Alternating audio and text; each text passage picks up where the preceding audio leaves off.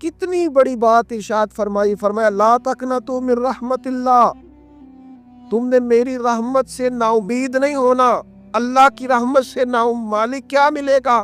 فرمایا ان اللہ یغفر الذنوب جمیعا، اللہ سارے گناہ معاف فرما دے گا۔ تو جن لوگوں کو اللہ کی رحمت پر نبی کریم علیہ السلام تشریف فرما ہے، امام غزالی نے لکھا ایک بدو آ گیا، دیہاتی سادہ آدمی، سادے بندے بھی سادے ہوتے ہیں، ان کا بھی اپنا طرز زندگی ہوتا ہے۔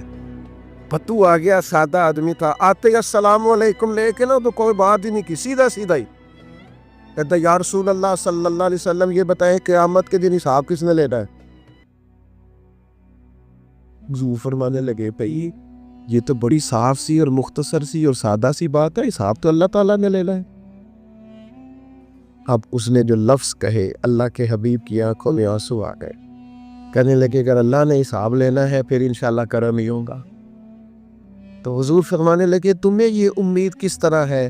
تو عرض کرنے لگے یا رسول اللہ کریم جب غالب آتا ہے تو معاف ہی کرتا ہے۔ جب کریم کا غلبہ ہوتا ہے نا، کریم بندہ جب کسی پہ قبضہ کر لے تو پھر معاف کرتا ہے، تو اللہ تو سب سے بڑا مہربان ہے۔ وہ بات کی اور اگلا جملہ ہی کوئی نہیں کہا، وہ چلے گئے۔ تو حضور علیہ السلام نے اب اس بات پر رزلٹ دیا، فرمانے لگے کریم محبوب بندہ سادہ تھا، بات بہت بڑی کر کے ہے، بڑی بات کر کے ہے، سادہ آدمی۔ میرے عزیز اللہ کی رحمت پر جن لوگوں کو امید ہو انہیں موت سے ڈر، اور پھر جن کو محبوب کی ملاقات کا شوق ہو نا، ہم نے جان دے دی وعدہ دیدار پر، ہم سے وعدہ کیا گیا تھا کہ تم مرو گے نا تو تمہیں دیدار ملے، تو ہم نے جان ہی دے دی وعدہ دیدار، جان ہی دے دی وعدہ دیدار پر۔ اور پھر فرماتے ہیں نقد اپنا دام ہو ہی جائے گا، فرماتے ہیں ہم نے جان دی ہے اس وعدے پر کہ وہ ملے گا، تو امید ہے کہ یہ سودا ادھار نہیں۔ جیسے ہی قبر میں جائیں گے سامنے حضور کی زیارت نصیب ہو جائے، اس لیے لحد میں بھی عشق رخ شاہ کا تاغ لے کے چلے، اندھیری رات سنی تھی سو چراغ لے کے چلے۔ یہ حدیث آپ نے بھولنی نہیں، یہ تنہائیوں میں یاد رکھنے کی روایت ہے، یہ تنہائیوں میں پڑھنے کی روایت ہے۔ یہ اپنے ذوق کو تازہ، جو لوگ کہتے ہیں نا وجد سرور کیف میں جانا چاہتا ہوں، وہ مشکاہ شریف کی اس حدیث کو دیکھے۔ اللہ کے حبیب علیہ السلام نے فرمایا لوگوں میں تمہیں بتاؤں قیامت کے دن اللہ تعالیٰ بندوں سے پہلا سوال کیا فرمائیں گے اور بندے اس کا جواب کیا دیں گے؟ یا رسول اللہ کرم فرمائیے، بتائیے۔ تو کریم فرمانے لگے اللہ تعالیٰ قیامت کے دن بندوں سے سب سے پہلا سوال، اگرچہ بعض اور احادیث میں اور سوالات بھی آئے ہیں قیامت میں جو سب سے پہلے ہوں گے، لیکن اس حدیث میں یہ والا سوال حضور نے بیان فرمایا۔ حضور فرمانے لگے اللہ قیامت کے دن اپنے بندوں سے سب سے پہلا سوال یہ فرمائے گا کیا تم میری ملاقات کو پسند کرتے تھے؟ اوئے ہوئے ہو، کیا تمہارا ملنے کو جی چاہتا تھا؟ کبھی اے حقیقت منتظر نظر آ نہ لباس مجاز۔ اقبال کہتے ہیں تیرے کرم اتنے ہیں دل کرتا ہے تجھے دیکھیں، کبھی کبھی اے حقیقت منتظر نظر آ نہ لباس مجاز میں، لاکھوں سجدے تڑپ رہے ہیں میری جبین نیاز میں، تمہارا دل کرتا تھا مجھ سے ملنے کو؟ حضور فرماتے بندے عرض کریں گے مالک بڑا دل کرتا تھا۔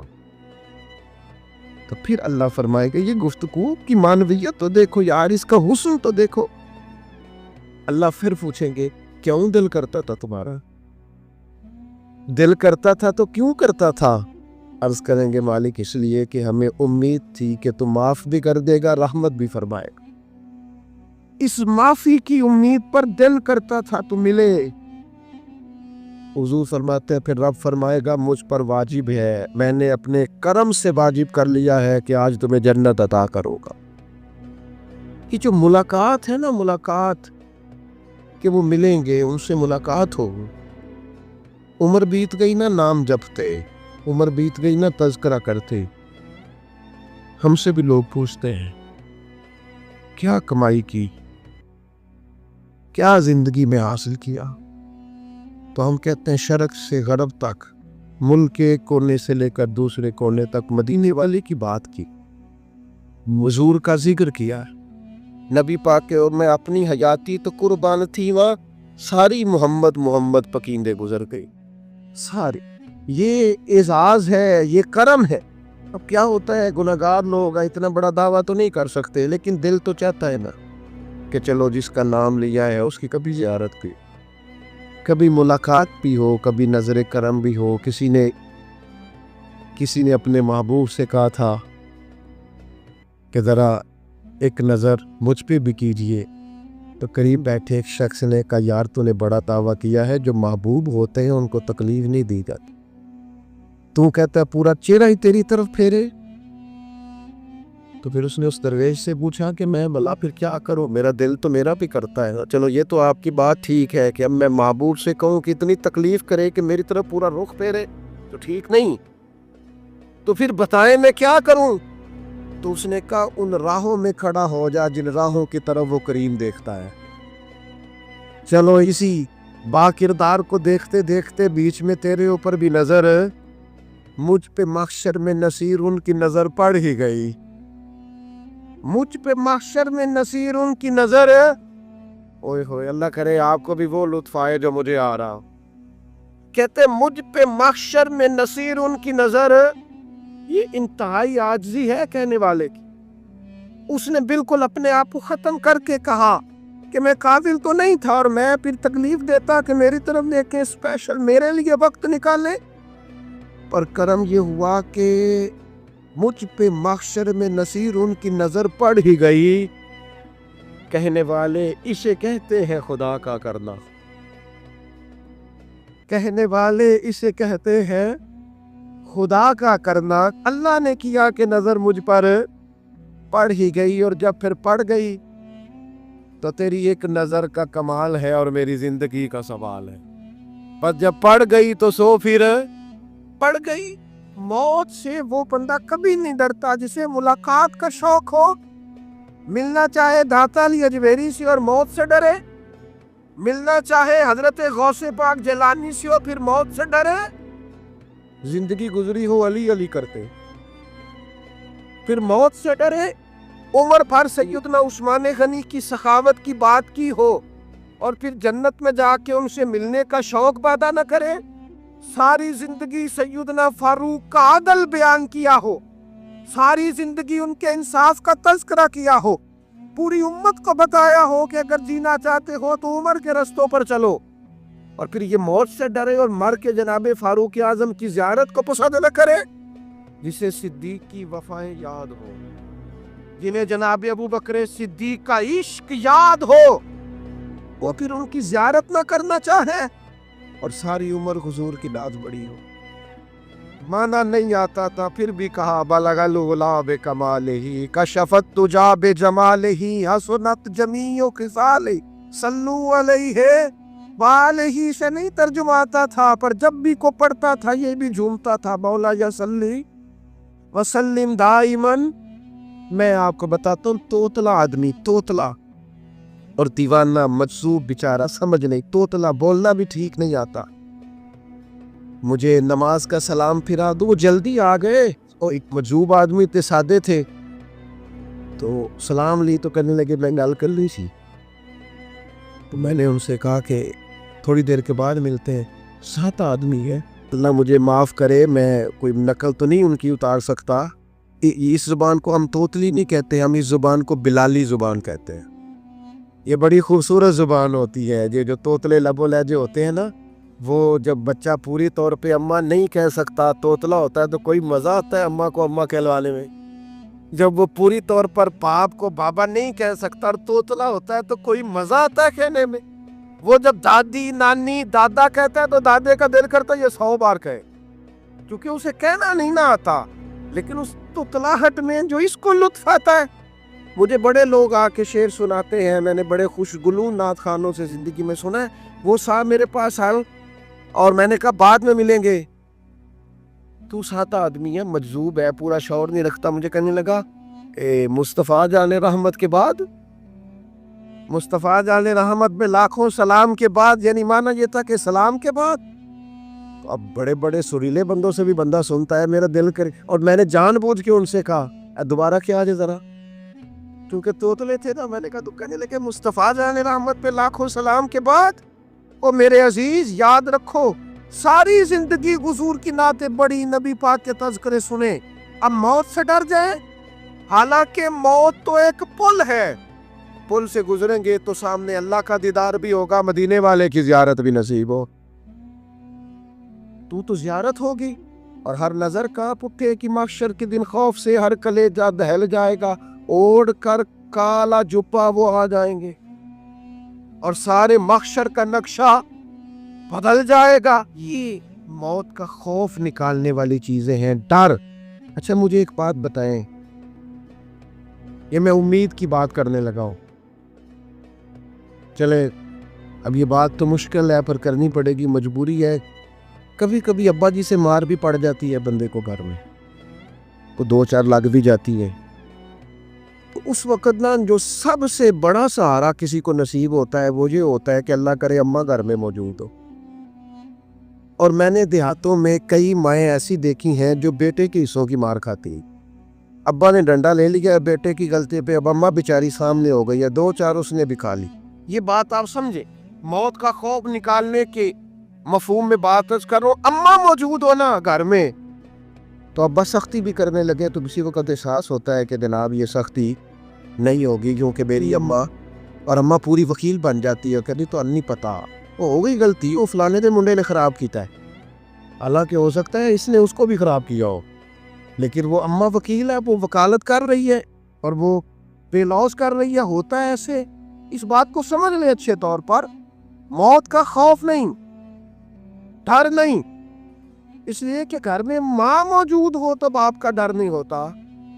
تو قبر حشر میں تو رسول کریم موجود ہے، وہاں تو نبی کریم موجود ہے، وہاں تو اللہ کریم اپنی رحمت فرمائے گا بندوں پر. اس لیے خوف نہیں، پینک نہیں، اپنی غلطیوں کا احساس ضرور کرے، اپنے اعمال پر توجہ ضرور دے، لیکن موت کے خوف تلے دبتے نہ جائے. انشاءاللہ صبح قیامت کرم ہوگا. میرے نبی پاک علیہ الصلوۃ والسلام نے تو فرمایا ہے بس ہم نے ایمان کامل لے کے جانا ہے دنیا میں. حضور نے فرمایا ہے جس طرح 14ویں رات کا چاند چمکتا ہے اس طرح میرے غلاموں کے چہرے چمکیں گے قیامت کا. اللہ کے رسول صلی اللہ علیہ وسلم فرماتے ہیں جسم کے جن جن حصوں پر وضو کا پانی لگتا رہا وہ قیامت میں چمکیں گے. دور سے لوگ ان کا نور دیکھیں گے، پتہ چلے گا وہ محمد عربی کے غلام آ رہے ہیں. یہ کرم ہوگا صبح قیامت، یہ عطائیں ہوں. اس لیے مومن موت سے ڈرتا. سیدنا بلال حبشی رضی اللہ تعالیٰ عنہ، آخری وقت ہے، نزع کا عالم طاری، اور یہ گفتگو دیکھے غلاموں کی، آپ کی اہلیہ رو پڑی، کہنے لگی ہائے ہائے افسوس. حضرت بلال فرمانے لگے کیا ہوا؟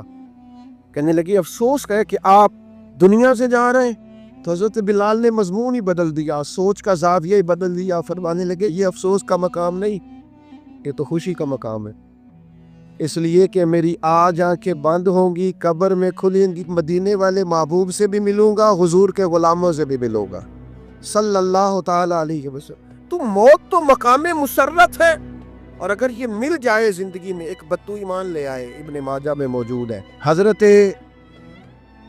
ابو ہریرہ رضی اللہ تعالیٰ عنہ حدیث کے راوی ہیں، فرماتے ہیں ایک بدو ایمان لائے اور انہوں نے حضور علیہ السلام کے ساتھ ہجرت بھی کی، ابن ماجہ میں موجود ہے. تو نبی پاک علیہ السلام نے نا انہیں ایک صحابی کے ساتھ کر دیا، وہ ان کے کام کاج میں مصروف ہو گئے ان کے ساتھ. تو حضور علیہ السلام نے نا ایک جگہ سے مال غنیمت آیا، تو طریقہ مبارکہ یہ تھا کہ مال غنیمت میں سب کو حصہ دیا جاتا تھا. اگرچہ وہ جہاد پہ نہیں گئے لیکن حضور نے انہیں بھی حصہ دیا. تو مجھ صحابی تو رو پڑے، عرض کرنے لگی حضور میں اس کے لیے تو ایمان نہیں لایا تھا. حضور نے فرمایا پھر بتائیے، گرچہ بزرگ جانتے ہیں کس لیے لائے تھے. عرض کی حضور میں تو اس لیے ایمان لایا تھا کہ میں رب کی راہ میں لڑوں گا اور میں اپنی جان پیش کر، میں شہادت کے لیے ایمان لایا تھا، مجھے یہ مال دولت نہیں چاہیے. تھوڑی ہی دیر گزری کہ ایک اور مارکے کا اعلان ہو گیا، جنگ کا اعلان ہو گیا. حضور نے فرمایا چلو، وہ گئے اور چند ہی لمحے گزرے کہ وہ میدان میں اترے اور پھر شہید ہو گئے۔ صحابہ کرام ان کی مقدس لاش مبارک کو اٹھا کے محبوب کے قدموں میں لائے تو نبی کریم نے کیا خوبصورت بات ارشاد فرمائی۔ حضور فرمانے لگے دیکھو اس نے اللہ کی تصدیق کی ہے تو رب نے بھی اس کی تصدیق فرما دی۔ اور پھر یہ دو جملے محبوب کہتے کہتے اٹھے اور پھر حضور نے اپنا جبہ مبارک اتار کے فرمایا اس بندے کو نا اس جبے میں کفن دے دو، اس میں اسے کفن دو، اس لیے کہ تو شہادت کے لیے ایمان لایا، موت کی آنکھوں میں آنکھیں ڈال کے جیا، اپنی زندگی کمزور نہ گزار۔ مسلمانوں پہ کافر کا رعب طاری ہو گیا ہے۔ ایک تو ہوتا ہے نا کہ کوئی مدد کرنا، کوئی آگے بڑھنا، فلسطین کا نام تک نہیں لے رہے حکمران زبان سے، ذکر تک نہیں کر رہے، چینل ذکر نہیں کر رہے۔ اتنا رعب، اتنا کفر کا خوف، صرف اس لیے کہ ہمیں موت کا ڈر ہے، مر جائیں گے تو بستر پہ نہیں مریں گے، بیماریوں سے نہیں مر جاتے لوگ۔ خدا کے بندو اپنی زندگی میں اتنا خوف اگر موت کا پیدا کر لو گے۔ حضرت سعید ابن جبیر رضی اللہ تعالیٰ عنہ بہت بڑے فقیہ تھے۔ حجاج بن یوسف نے بلایا اور کہنے لگا میں تمہیں موت دینے لگا ہوں، مار دوں گا تمہیں۔ بڑا ظالم آدمی تھا، بڑے لوگ اس نے قتل کیے۔ جو حضرت سعید رضی اللہ تعالیٰ عنہ مسکرا پڑے اور غصے میں آیا، کہنے لگا کیوں ہنستے ہو؟ فرمانے لگے تو بڑا بیوقوف ہے، تجھے کس نے کہا زندگی اور موت تیرے ہاتھ میں؟ یہ تو تب آئے گی جب میرا رب چاہے۔ کہنے لگا لے جاؤ ان کو اور جا کے قتل کر دو۔ تو وہ جب جلاد لے جا رہے تھے تو آپ اور کھل کے مسکرائے، ہنسے۔ یہ آپ کی طاقت ہے کہ موت کو دیکھ کے مسکراہٹ ہو، لبوں پہ تبسم، رقصہ ہو، مسکرائے۔ جب آپ مسکرا رہے تھے تو اس کو اور غصہ آیا، واپس بلایا، کہنے لگا مسکراتے کیوں ہو؟ فرمانے لگے تیری جرت پہ مسکرا رہا ہوں، اور اس بات پہ مسکرا رہا ہوں کہ رب کتنا بے نیاز ہے، تیرے جیسے لوگوں کو بھی مہلت دے رکھی ہے، کتنا بے نیاز ہے، تیرے جیسے لوگوں کو مہلت۔ اور خود سے کہنے لگا میرے سامنے قتل کرو۔ حضرت سعید ابن جبیر رضی اللہ تعالیٰ عنہ نے منہ کعبے کی طرف کر کے پڑھنا شروع کیا، انی وجہت وجہی للذی فطر السماوات والارض حنیفا وما انا من المشرکین۔ آپ یہ پڑھ رہے تھے تو کہنے لگا اس کا منہ کعبے سے پھیر دو۔ کعبے سے منہ پھیرا تو آپ فرمانے لگے تو بڑا ہی بیوقوف ہے، میرا رب کو صرف کعبے کی طرف مقید ہے، وَلِلَّهِ الْمَشْرِقُ وَالْمَغْرِبُ فَأَيْنَمَا تُوَلُّوا فَثَمَّ وَجْهُ اللَّهِ۔ چہرہ پھیر دیا جب اس نے تو آپ فرمانے لگے مشرق بھی اللہ کا، مغرب بھی اللہ کا، اور اللہ فرماتا ہے تم جدھر بھی منہ کرو ادھر ہی اللہ کی رحمت ہے۔ یہ پڑھا تو اس نے لٹایا، اور جب وہ آپ کو قتل کر رہا تھا تو حضرت سعید ابن جبیر کی زوردار آواز گونجی، فرمایا یاد رکھنا مجھے اسی طرح قتل کرنا جس طرح تم خود قیامت میں قتل ہونا پسند کرتے ہو۔ میرا آخرت پر یقین کامل ہے، محشر میں عدالت لگے گی، میں تمہیں قتل کروں گا میں۔ حضرت سعید ابن جبیر کی وہ جرت تھی کہ دربار سارا لرز گیا حجاج کا۔ حضرت سعید ابن جبیر رضی اللہ تعالیٰ عنہ کہنے لگے اللہ اسے میرے بعد کسی پر مسلط نہ کریں، میرا قتل آخری ہو، میرے بعد لاؤ۔ ڈر گئے لوگ، سہم گئے، اور وہ جو جلاد آپ کو قتل کر رہا تھا اس کے بھی ہاتھ کانپ رہے تھے۔ اتنی جرت، موت کا ایک منٹ کے لیے خوف نہیں۔ حضرت سعید ابن جبیر رضی اللہ تعالیٰ عنہ شہید ہو گئے تو اتنا خون نکلا، اتنا خون نکلا، اتنا خون نکلا، خون پانی نہیں ہو رہا۔ ایک طبیب بیٹھا تھا، ہانپتے کانپتے ڈرے ہوئے، سہمے ہوئے۔ حجاج کہنے لگا اس سے اتنا خون؟ تو کہنے لگا بادشاہ میں نے سالوں مریض دیکھے ہیں، اس کو پتہ چل جائے نا مرنے والا ہوں وہ تو اتنا خوف میں آتا ہے، پہلے ہی اس کا سارا خون جم جاتا ہے اور سکڑ جاتا ہے اور اس کا خون جل جاتا ہے۔ یہ جو بندہ تم نے شہید کیا ہے نا اس میں ایک رتی برابر بھی موت کا خوف نہیں، موت کے خوف سے بے نیاز تھا، اتنا خون نکلا۔ حضرت سعید ابن جبیر شہید ہوئے اسی دن حجاج کے پیٹ میں درد شروع ہوا، صرف 15 دن۔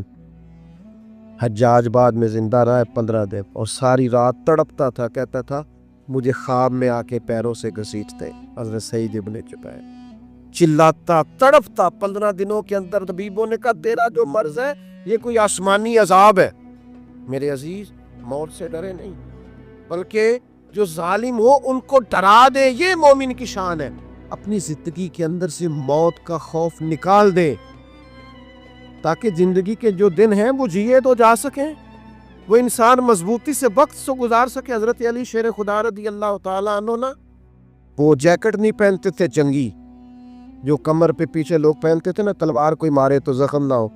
تو کسی نے مولا علی شیر خدا رضی اللہ تعالیٰ عنہ سے فرمایا پشت پر آپ وہ جیکٹ نہیں پہنتے لوہے کی؟ آپ فرمانے لگے پشت تو دکھانی نہیں تو کہنے لگے موت سے ڈر نہیں آتا؟ فرمایا بالکل بھی نہیں، اور فرمایا مجھے بالکل ڈر نہیں آتا کہ میں موت پر آ گروں یا موت میرے اوپر جا گری۔ ہم تو شہادت حضرت خالد بن ولید رضی اللہ تعالیٰ عنہ ایک دن نوجوانوں کو خطاب کرتے کرتے کہنے لگے موت سے کبھی نہ ڈرنا، میں نے ساری زندگی جنگوں میں گزاری ہے، میرے وجود پر ایک ذرہ بھی جسم کا حصہ ایسا نہیں جس پر زخم نہ ہو۔ اور یوں کہتے کہتے رو پڑے، فرمانے لگے یہ بات کرتے کرتے رو پڑے، فرمانے لگے دیکھ لو زندگی ساری میدانوں میں گزاری ہے، لیکن شہادت اللہ تعالیٰ نے میرے لیے وہاں نہیں لکھی تھی، یہاں اللہ تعالیٰ نے اپنی رحمت کے لیے موت میرے لیے لکھی تھی، تو یہ تو اللہ کا کرم ہے۔ قریب ایک بزرگ صحابی اور بیٹھے تھے، فرمانے لگے آپ کی نیت شہادت کی تھی، انشاءاللہ آپ قیامت میں شہیدوں میں ہی کھڑے کیے جائیں گے۔ تو میرے عزیز خوف نہیں موت کا۔ آخر میں 2-3 گزارشات عرض کرنی ہے۔ ایک تو میری آپ سے گزارش ہے، جنہوں نے ابھی تک قرآن مجید کی تلاوت شروع نہیں کی، وہ ابھی سے آج سے 10 منٹ ٹائم ہو تو مسجد میں بیٹھ کے ایک رکوع پڑھ کے جائے، قرآن مجید نہیں چھوڑتا۔ رمضان کا تعارف یہ ہے کہ شہر رمضان الذی انزل فیہ القرآن، تو قرآن مجید سے دلچسپی۔ دوسری میری گزارش ہے راشن بانٹنے والوں سے بھی کہ مہربانی کریں لائنوں میں لگانا چھوڑیں، اور لینے والوں سے بھی میری عرض ہے کہ اللہ تعالیٰ سارا سال عطا کرتا ہے، 3-4 ہزار کے لیے کیوں اپنے آپ کو آپ تکلیف پہ ڈالتے ہیں؟ سارا سال اللہ دیتا ہے۔ اور پھر میری آپ سے یہ بھی اپیل ہوگی کہ طبیعتوں میں حلم پیدا کریں، بردباری پیدا کریں، یہ بڑی ضروری چیز ہے۔ مثبت سوچیں لائیں، روزہ ہماری تربیت کرتا ہے۔ اور پھر آپ سے یہ بھی اپیل کروں گا رمضان شریف کی مقدس گھڑیوں میں صرف اپنے لیے نہیں سوچے، امت کے لیے سوچیں، بالخصوص فلسطین کے مسلمانوں کے لیے کم از کم دعا مومن کا ہتھیار ہے، وہ تو